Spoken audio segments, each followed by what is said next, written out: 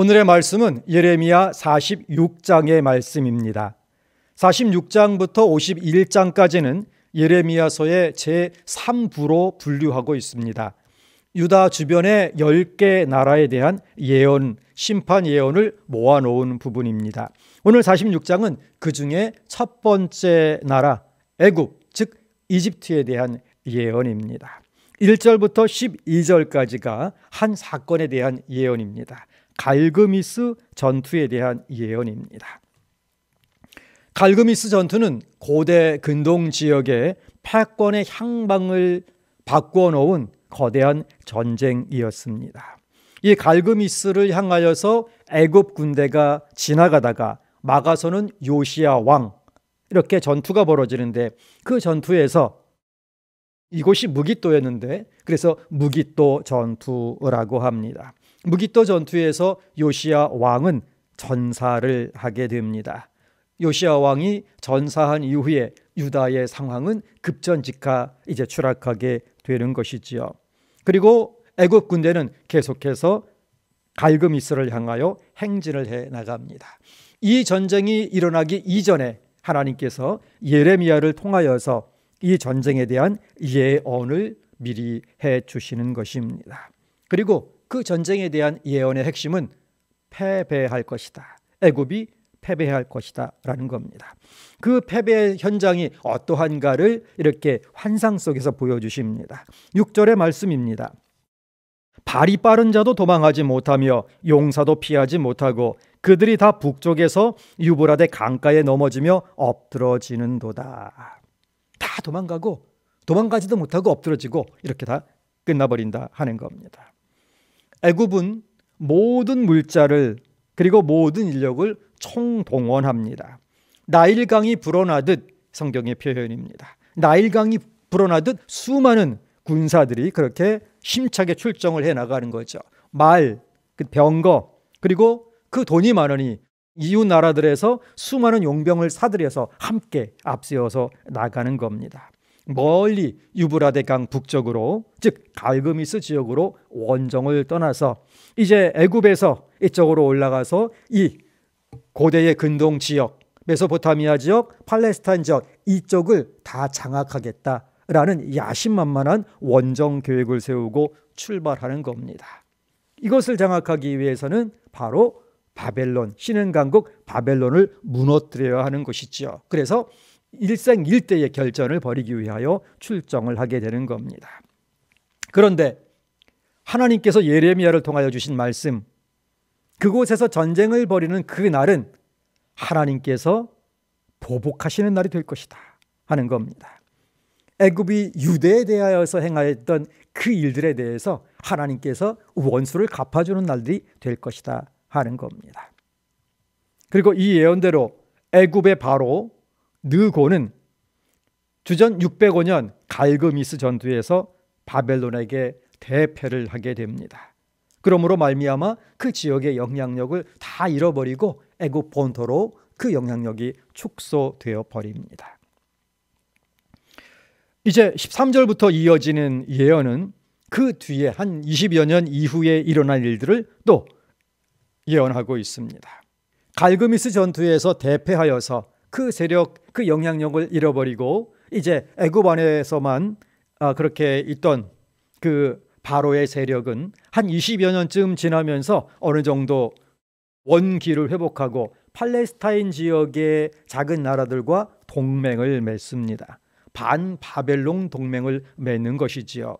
사실은 이 반바벨론 동맹에 합류하느냐, 그렇지 않으면 바벨론 편에 서느냐, 이게 당시 유다에서의 굉장히 치열한 권력의 향방을 결정하는 그런 투쟁이기도 했습니다. 그래서 이쪽 편에 서는 왕을 세우다가 안 되면 또 돌아서면 다시 쫓아내고 다시 세우고, 이렇게 왕좌가 계속 바뀌는 상황은 친애굽으로 할 거냐, 친바벨론으로 할 거냐, 이 가운데에서 선택의 기로에 놓여 있는 그 당시의 상황 속에서 일어난 일들입니다.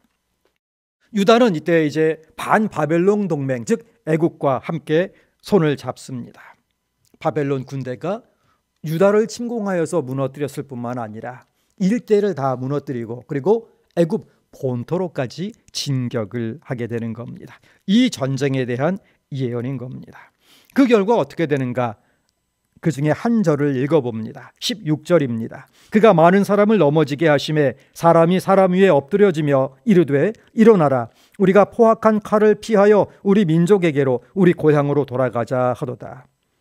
애굽 군대는 패전하여서 흩어지고 고용하였던 용병들은 이제 애굽을 지키기는커녕 고향으로 빨리 도망가서 목숨을 부지하자 줄행랑을 치는 상황을 생생하게 성경이 묘사해 주고 있습니다.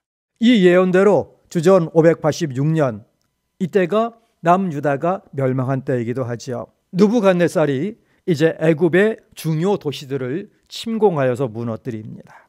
애굽이 아무리 무장을 해도 힘을 다 모아도 바벨론을 이겨낼 수가 없는 겁니다. 사실 그때의 전력으로 보면 애굽이 무장할 것이 아니고 주변의 나라들, 여러 작은 나라들과 세력을 규합해서 반바벨론 동맹을 맺을 것이 아니고 바벨론에 큰 사절단을 보내고 선물도 보내고 해서 당신들과 싸울 도시 없으니 화친하자, 사실은 이랬어야 하는 것입니다. 17절이 그런 맥락 속에서 주어진 말씀입니다. 그들이 그곳에서 부르짖기를 애굽의 바로 왕이 망하였도다. 그가 기회를 놓쳤도다. 세 번역은 이렇게 옮기고 있습니다. 이제는 이집트 왕 바로를 기회를 놓친 떠벌이라고 불러라. 화친하고 정말 세밀한 전략을 짜서 위기를 넘겨야 할 터인데 무모하게 반바벨론 동맹을 결성하였다가 그 동맹군을 다 잃을 뿐만 아니라 본토도 침략당하여서 대패를 하고 모욕을 당하는 상황이죠. 그 바로의 별명이 무엇이 되었느냐? 기회를 놓친 떠벌이가 된 것입니다. 여기에서 주어지는 교훈입니다. 한 번의 작은 패배 혹은 시련을 자기 성찰의 기회로 삼아라 하는 겁니다. 인생을 살아가면 수많은 전쟁터를 이제 지나가게 됩니다. 때로는 패배를 인정하고 항복해야 할지 아니면 죽기까지 결사항전해야 할지 결정을 해야 할 때가 있습니다. 그 결정을 해야 할 때 자기 의욕, 자존심, 명예를 내세웠다가는 모든 것이 다 끝나게 됩니다. 그러므로 현실을 아주 냉정하고 냉철하게 판단해야 하는 것이죠. 작은 실패에서 자기를 잘 성찰하면 재기할 수 있지만 성찰에 게으르면 재기불능의 참화를 겪게 되는 것입니다. 이집트 왕 바로 기회를 놓친 떠벌이, 하나님 면전에 사는 신앙의 길을 걸어가는 성도에게, 성경의 지혜를 사모하는 성도에게 기회를 놓친 떠벌이, 이 별명은 반면교사의 교훈을 주는 것입니다. 오늘 본문에는 굉장히 중요한 교훈 또 한 가지를 찾을 수 있습니다. 나쁜 친구를 사귀면 죽고 좋은 친구를 사귀면 산다 하는 것입니다. 25절 말씀입니다. 만군의 여호와 이스라엘의 하나님께서 말씀하시니라. 보라, 내가 노예 아몬과 바로와 애국과 애굽 신들과 왕들 곧 바로와 및 그를 의지하는 자들을 벌할 것이라. 이 예언은 단지 애굽에 대한 예언이 아니고 이 예언을 통하여서 종말 심판에 대한 예표를 주고 계시는 겁니다. 하나님께서 심판하실 때는 악인만이 아니라 이 악인들과 이익을 함께 나눈 자들, 악인의 자리에 함께한 자들도 남김없이 심판하시게 되는 겁니다. 바벨론에 투항하라는 예레미야를 통해 주어졌던 하나님의 권면을 무시하고 애굽으로 피난하였던 유다인들, 애굽이 무너질 때 함께 참화를 당하였던 겁니다. 애굽을 의지하는 이들, 바로를 의지하는 이들도 바로와 함께 망하게 되었던 겁니다. 성경도 우리에게 중요한 교훈을 주고 있습니다. 악인들과 어울리지 않는 자가 복된 자다. 시편 1편 1절의 말씀입니다. 복 있는 사람은 악인들의 꾀를 따르지 아니하며 했습니다. 죄인들의 길에 서지 아니하며 오만한 자들의 자리에 앉지 아니하고. 죄인들과 악인들과 어울리지 않는 자가 복된 자이다 하는 겁니다. 그러므로 친구를 잘 사귀어야 하는 것이죠. 고린도전서 15장 33절도 그 교훈을 주고 있습니다. 속지 말라. 악한 동무들은 선한 행실을 더럽히나니 하고 있습니다. 악한 동무들에게 속지 말라. 그들과 함께 하지 말라. 그러므로 진정 살 길은 예수님이 친구가 되어주시는 것, 즉 예수님의 친구가 되는 겁니다. 요한복음 11장 11절에 우리 주님 말씀입니다. 우리 친구 나사로가 잠들었도다. 그러나 내가 깨우러 가노라. 예수님이 친구가 되어주시니 죽었는데도 예수님이 살리러 오시는 겁니다. 그러면 어떻게 예수님의 친구가 될 수 있을까요? 야고보서가 이 질문에 대한 답을 주고 있습니다. 야고보서 2장 23절의 말씀입니다. 이에 성경에 이른바 아브라함이 하나님을 믿으니 이것을 의로 여기셨다는 말씀이 이루어졌고 그는 하나님의 벗이라 칭함을 받았나니. 하나님을 믿으니 하나님의 벗이라 불러주신 겁니다. 참 친구, 오직 믿음으로 예수님의 친구가 되는 진정한 복을 누리며 이 말세지 말의 시대에 하나님의 은혜로 생존하고 승리하고 복음의 통로가 되는 우리의 사명을 이룰 수 있기를 간절히 소원합니다. 기도하겠습니다. 거룩하신 하나님 아버지, 오늘도 감사합니다. 이 코로나 역병의 시대에 저희에게 건강을 허락하여 주옵시고 또 수많은 성도들, 이 나라, 이 민족의 수많은 백성들, 전 세계에 흩어진 지상교회의 수많은 하나님의 백성들, 하나님께서 권능으로 붙들어 주시옵소서. 코로나19 속히 종식되어 예배가 그리고 섬김이 그리고 선교가 온전하게 정상화되도록 하나님의 득은 베풀어 주시옵소서. 거룩하신 하나님, 이제 우리의 자녀들 그 앞길 하나님께서 열어주시옵시고 만남의 복 더하여 주옵시고 눈물 흘리며 하나님께 애원할 수밖에 없는 수많은 경제적인 곤경에 처한 수많은 백성들이 있습니다. 하나님 불쌍히 여겨 주시옵시고 하나님 도움의 손길을 내밀어 주시옵시고 이 위기 함께 잘 극복해 나갈 수 있도록 하나님의 사람의 지혜를 넘어서는 인간의 지혜의 지경을 넘어서는 하나님 하늘로부터 오는 도움 가운데에 하나님의 격려와 위로 가운데에 이 시대를 이겨낼 수 있도록 하나님 교회를 도우시고 아버지 지상의 교회를 도우시고 하나님의 백성들 도우시고 특별히 서울교회 성도들 붙드시고 인도하여 주시옵소서. 원로 목사님 아버지 하나님 연약한 가운데 계시오니 자비를 베풀어 주시어서 온전히 회복되게 하여 주옵소서.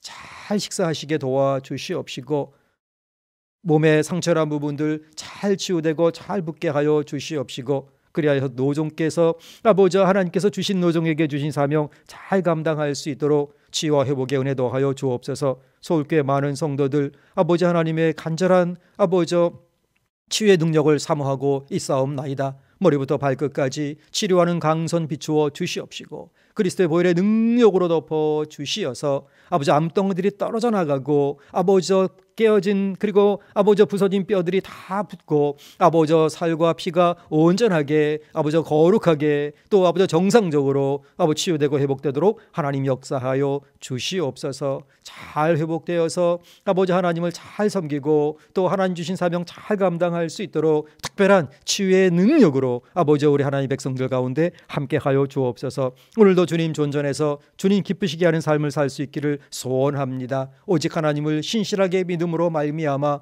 주님께서 친구 되어 주시고 죽은 나사로를 향하여 깨우러 가자 하신 그 하나님 그 예수님의 그 음성이 저희의 삶 속에 들리는 축복 허락하여 주옵소서. 감사드리오며 예수 그리스도 이름으로 기도하옵나이다. 아멘. 하늘에 계신 우리 아버지, 아버지의 이름을 거룩하게 하시며 아버지의 나라가 오게 하시며 아버지의 뜻이 하늘에서와 같이 땅에서도 이루어지게 하소서. 오늘 우리에게 일용할 양식을 주시고 우리가 우리에게 잘못한 사람을 용서하여 준 것 같이 우리 죄를 용서하여 주시고 우리를 시험에 빠지지 않게 하시고 악에서 구하소서. 나라와 권능과 영광이 영원히 아버지의 것입니다. 아멘.